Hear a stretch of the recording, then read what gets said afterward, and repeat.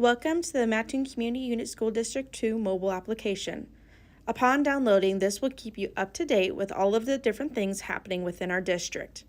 By default, this will go to the Mattoon Community Unit School District 2 homepage.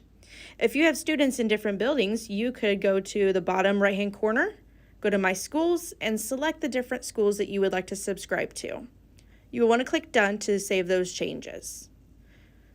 From here, you're going to be able to get updates from those buildings, but let's look at the district level first. The icon in the bottom left-hand corner is going to take you to all of the different things going on in our district.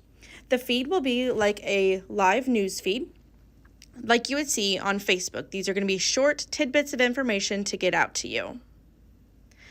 The events page is going to be our district calendar, all of the events going on in our district. The staff page will have our district staff members. And the documents are going to be district documents that you may need access to. So for instance, you might be interested in the bus stops for 2021.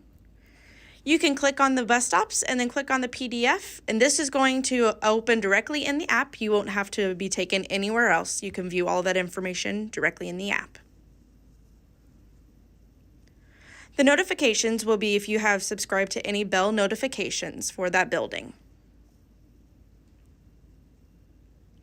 Let's look at this from a building perspective. Once you select a specific building, this is going to give you the same icons that we saw at the district level. When you go to that menu, you're going to notice the same things that we have already seen. The feed will be just like it was for the district. It'll be a live feed. The staff will be specific to that building. And the documents will also be specific to that building. If you'd like to make changes in your settings, you can click the settings cogwheel. The default organization will always be MCUSD2, but you can change that to a specific building.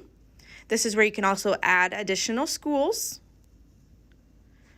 And you can subscribe to push notifications for that building. We hope you take advantage of this awesome application and stay up to date with all of the wonderful things going on in our school district.